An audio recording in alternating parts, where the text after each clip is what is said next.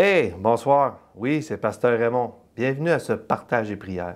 Avant d'aller dans ce que Dieu a placé sur mon cœur pour vous ce soir, allons dans un petit cœur que j'ai appris quand j'étais un jeune chrétien. Je ne sais pas si tu le connais, mais on va le chanter ensemble et après, on va partager justement sur ce chant qui est tiré de la parole de Dieu. Donc, bonne écoute et on se revoit après le chant. On t'a fait connaître, ô homme, ce qui est bien, ce que l'Éternel demande de toi, c'est que tu pratiques la justice, que tu aimes la miséricorde, que tu marches humblement avec ton Dieu. On t'a fait connaître, ô homme, ce qui est bien, c'est que l'Éternel demande de toi, c'est que tu pratiques la justice, que tu aimes la miséricorde, que tu marches humblement avec ton Dieu. Que tu marches humblement avec ton Dieu.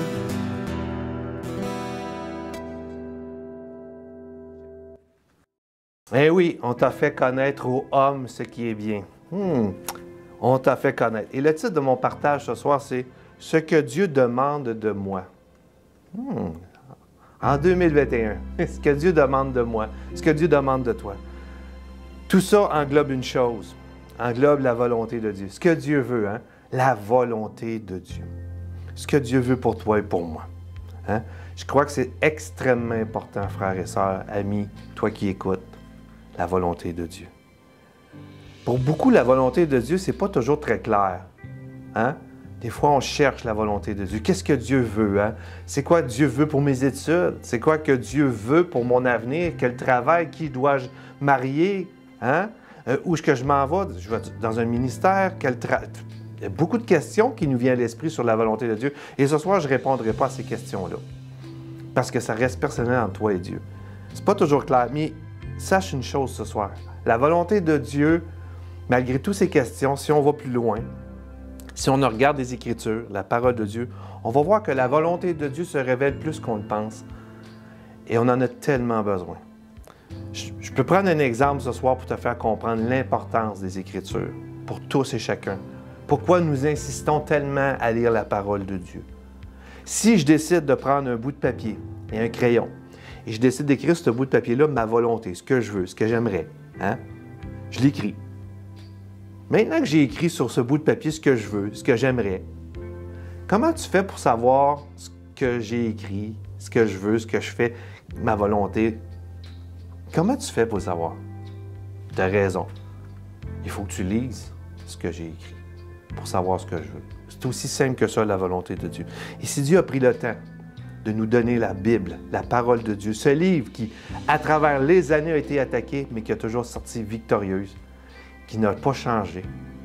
Si Dieu a pris le temps de garder sa parole, c'est qu'elle a une importance vitale pour nous. Et je peux te le dire, je me répète encore, mais ce soir, en 2021, la volonté de Dieu pour toi, pour moi, pour son Église, pour chacun de nous, elle est vitale.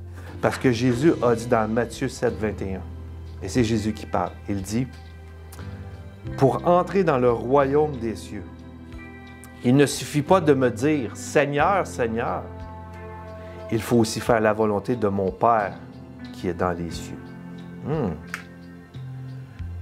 Je peux prêcher la parole de Dieu, je peux faire la louange, je peux jouer de la musique, je peux être pasteur, je peux être missionnaire, puis tout ça est très, très bien. Mais si je ne fais pas la volonté de Dieu, à quoi cela me sert-il? Et dans Michée, on arrive au cœur de ce que Dieu a placé sur mon cœur pour nous ce soir. Dans Michée, ce verset-là qu'on a chanté dans Michée 6-8. Avant d'aller plus loin, je veux juste vous expliquer dans quel contexte Michée a déclaré cela de la part de Dieu. C'était dans un contexte où Michée était dans le royaume de Juda. Et le royaume de Juda était entouré de ses ennemis. Tout autour de lui, il y avait les Assyriens. Et il y avait un désordre social qui régnait autour d'eux.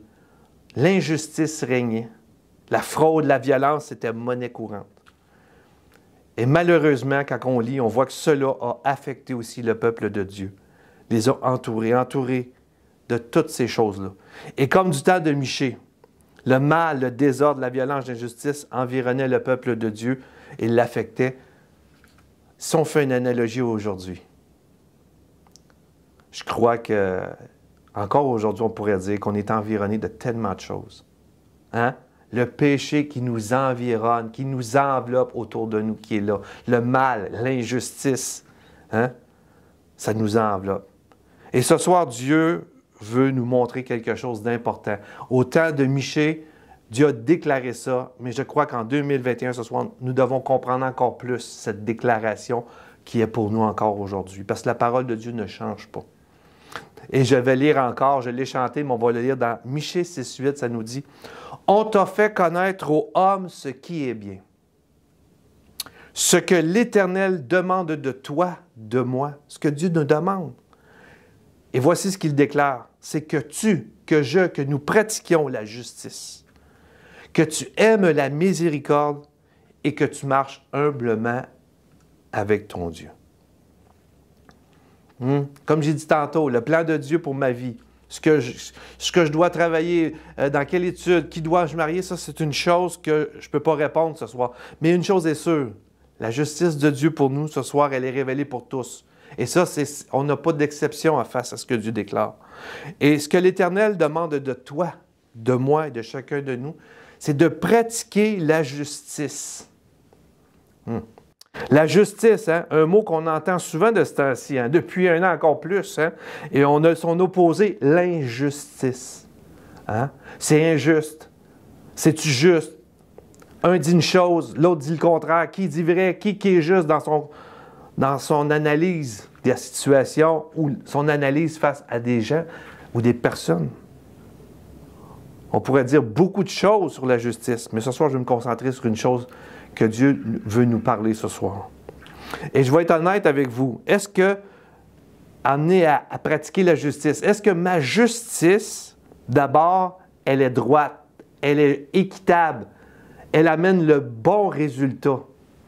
Je vais être humble ce soir. Je vais vous dire que ma justice n'est pas rendue à un niveau où je peux me permettre de dire qu'elle est équilibrée, qu'elle est droite et sans conflit. Je dois vraiment me tourner vers Dieu, qui Dieu, lui, est un Dieu juste, qui juge justement. Et ce soir, je peux te dire, comment je peux pratiquer quelque chose que je ne connais pas? Comment puis-je amener quelque chose que je n'ai pas? Comment je peux goûter? Comment je peux dire que quelque chose est bon si je n'y ai pas goûté? Ce soir, as-tu goûté à la justice de Dieu? Moi, j'y ai goûté. Mais elle doit rester en moi, cette justice. Pas la mienne, mais celle de Dieu. Et comment arriver à tout cela? On a vraiment besoin de l'aide de Dieu. Dans 1 Corinthiens 1, le verset 30-31, ça nous dit « Or, c'est par lui que vous êtes en Jésus-Christ, lequel de par Dieu a été fait pour nous. Jésus a été fait pour nous, sagesse, justice et sanctification et rédemption, afin, comme il est écrit, que celui qui se glorifie dans le Seigneur. » Il y a beaucoup de mots ici, là, rédemption, sanctification. Mais Jésus a été fait pour nous une chose, justice.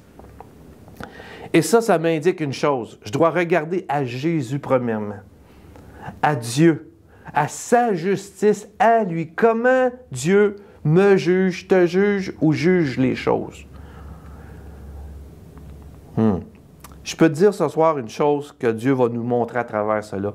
C'est que la justice de Dieu, là, elle est parfaite, mais elle doit amener la libération. Elle doit amener le salut. Hein? Et une chose que je crois que le monde autour de moi a le plus de besoin, c'est pas de se faire traiter de ci, de se faire dire de ça, de dire que sa théologie n'est pas bonne, de dire que sa façon de faire n'est pas ci, de dire... Il y a plein de choses qui se disent en ce moment. Maintenant, la justice, le jugement que je dois apporter, c'est un jugement que le monde a besoin, c'est un jugement qui va les sauver. Un jugement qui va amener la libération. Jean 3,16, nous connaissons ce verset par cœur, qui dit « Car Dieu a tant aimé le monde qu'il a donné son Fils unique, afin que quiconque croit en lui ne périsse point, mais ait la vie éternelle. » Très intéressant. Mais ça continue, ça dit, Dieu, en effet, n'a pas envoyé son Fils dans le monde pour qu'il juge le monde, mais pour que le monde soit sauvé par lui. Moi, être honnête, chaque personne ici-bas, nous sommes tous condamnés. Moi, le premier. On est tous des pécheurs. La Bible a dit, car tous ont péché. On est tous coupables. Et quelle est la première chose que Dieu va faire? Nous condamner, nous écraser? Non. À la croix de Golgotha, Dieu a manifesté l'ultime justice qui nous rend justes, qui peut nous justifier. Donc, la justice de Dieu doit, premièrement, libérer, délivrer, rendre libres les gens. Parce que Jésus est, encore un terme judiciaire, un avocat. On a besoin du meilleur avocat. Et ça nous dit dans 1 Jean 2, les 2 premiers versets, « Mes petits enfants, je vous écris ces choses afin que vous ne péchiez point. Et si quelqu'un a péché, nous avons un avocat auprès du Père, Jésus-Christ le juste. Il est lui-même une victime expiatoire pour nos péchés, qui a enlevé nos péchés, qui a enlevé notre faute, notre injustice, notre façon de juger qui était fausse, notre façon de voir les choses. Dieu nous a tout enlevé ça. Par sa justice, il nous a rendus justes, il nous a enlevé notre péché, non seulement pour les nôtres, et c'est important ici, mais aussi pour ceux du monde entier. Les gens autour de nous ont besoin de la justice, pas celle de l'homme, pas ma justice, mais celle de Dieu. Et la première chose que cette justice fait là, elle libère, elle sauve, elle délivre. Et quand on comprend cela, frères et sœurs, mon ami, toi qui m'écoutes, tu vas découvrir que la justice de Dieu, elle est pleine de miséricorde. Donc, Dieu veut qu'on pratique la justice. Et en pratiquant la justice de Dieu, veut pas, nous allons être miséricordieux. Nous allons être pleins de bonté dans notre jugement. Parce que la miséricorde de Dieu, c'est de nous faire justice. Et sa justice, c'est de nous faire miséricorde. Ça semble bizarre, mais la justice de Dieu doit libérer, doit être pleine de miséricorde et de bonté. Le psaume 51:3 nous dit « Ô Dieu, aie pitié de moi dans ta bonté. Selon ta grande miséricorde, efface mes transgressions. » Et c'est ça qu'on a besoin d'annoncer. C'est la volonté de Dieu. Car Dieu veut que tous soient sauvés, et parviennent à la repentance, au salut, à cette justice qui libère. Dieu use de patience. Frères et sœurs, mes amis, toi qui m'écoutes, Dieu n'est pas un juge, mais un sauveur.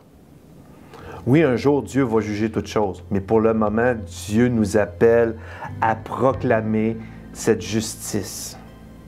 Oh, il y en a qui vont dire, oui, mais nous sommes appelés à juger les anges un jour. Bon, suis-je un ange? Ça a l'air drôle de même, mais on n'est pas des anges. Une chose à la fois. Le monde autour de nous n'a pas besoin d'entendre notre insatisfaction face à tout ce qui se passe autour de nous, tout ce qu'on écrit sur les réseaux sociaux, tout ce qu'on dit autour de nous, notre famille, nos enfants, tout ce que nous déclarons, frères et sœurs, doit être empreint d'une justice qui libère, qui sauve, qui délivre. Et cela va nous emmener à être pleins de miséricorde. Amen. La justice de Dieu est manifestée dans une miséricorde. Amen.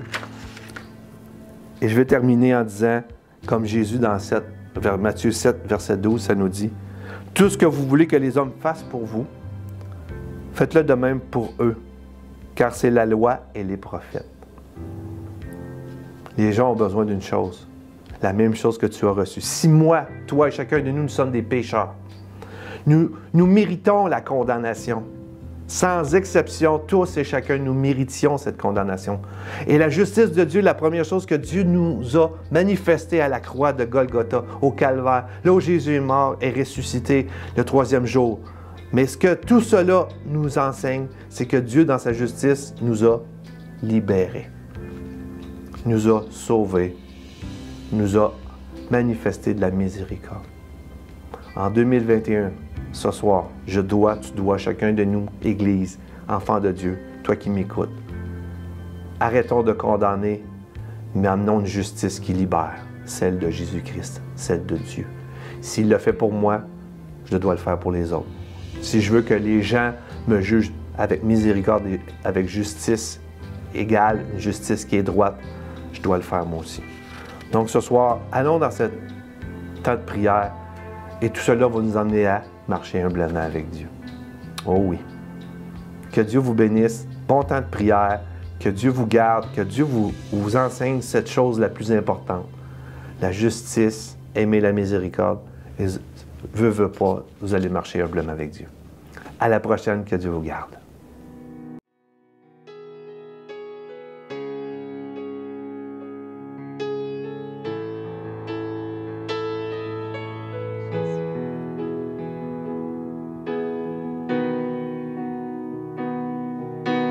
Christ est tout pour moi, et je me donne à lui seul. Il n'y a rien dans ce monde qui pourrait me combler. Dans les épreuves, mon âme chantera. Suivrai, il m'a sauvé. Christ seul me suffit. Christ seul me suffit. Ce que je désire est en toi. Ce que je désire. Christ est mon Seigneur, la joie de mon salut. Mon espoir ne faillit pas, le ciel est ma demeure. Dans la tempête, mon âme chantera, il me soutient. À Dieu soit la gloire. Christ seul me suffit. Christ seul me suffit. Ce que je désire est en toi. Ce que je désire. Christ seul me suffit. Christ seul me suffit. Ce que je désire est en toi. Ce que je désire. Moi j'ai décidé de suivre Jésus, oui pour toujours. Je le suivrai. Moi j'ai décidé de suivre Jésus, oui pour toujours. Je le suivrai. La croix devant moi, le monde derrière moi, oui pour toujours. Je le suivrai. La croix devant moi, le monde derrière moi, oui pour toujours. Je le suivrai. Christ seul me suffit. Christ seul me suffit. Ce que je désire est en toi. Ce que je désire est en toi.